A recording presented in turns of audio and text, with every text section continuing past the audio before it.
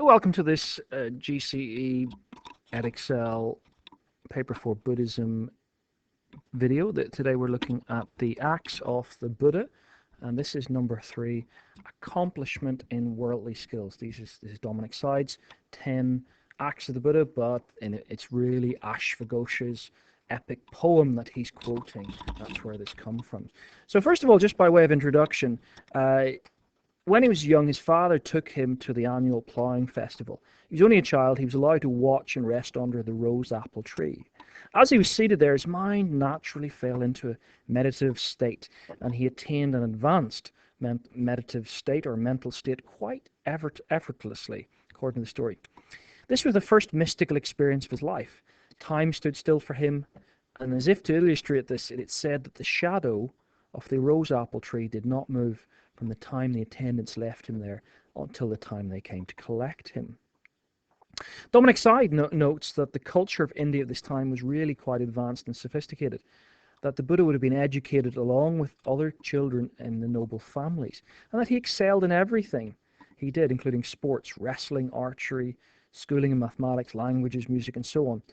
These are the sort of princely sports, or the princely arts. He was tall and strong and handsome, he had good manners, and kindness endeared him to everyone. And at 16 he was married, according to the legends, to a neighbouring princess whose name was Yasodhara. Following the customs of the time, he won her hand in a contest of warrior skills, things he's really good at: archery, fencing, and riding. Some of the versions have him having a harem of extras, particularly of these, quote, dancing girls. Kush goes into more detail. Denise Kush, she says the story of his meditation under the rose apple tree is told in various forms in the later accounts, whereas it explained that the king was involved in the ceremonial ploughing during an agricultural festival, and where the Bodhisattva's age varies from infancy through to teens through to 21.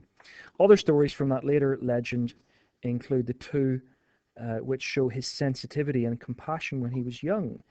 In one story, he's taken to see the beauty of the countryside, but notices the reality that peasants and their oxen are exhausted by their work, and that small creatures like frogs and worms and insects are killed. In another, his cousin Devadatta, who later figures as his main enemy, shot down a swan which was hurt but not killed. Against Devadatta's plan for a meal of the swan, the Bodhisattva rescued the swan and nursed it back to health and set it free. In later legends, it's assumed that he must have been a brilliant child with knowledge of many languages as well as warrior skills of his class. Some of the scholars question whether writing was known in this culture, but we do know from archaeology that scripts had developed by the next century or so. So, just for some reflective thinking, these stories of the early life of his accomplishment and worldly skills, what do they inspire in Buddhists? His sitting under the rose tree. Think about the doctrine of metta or compassion. Think about the doctrine of dukkha as he looked at the swan or looked at the worms that are being killed in the ploughing match and so on. Okay, tune in for another video on the luxury of his early life.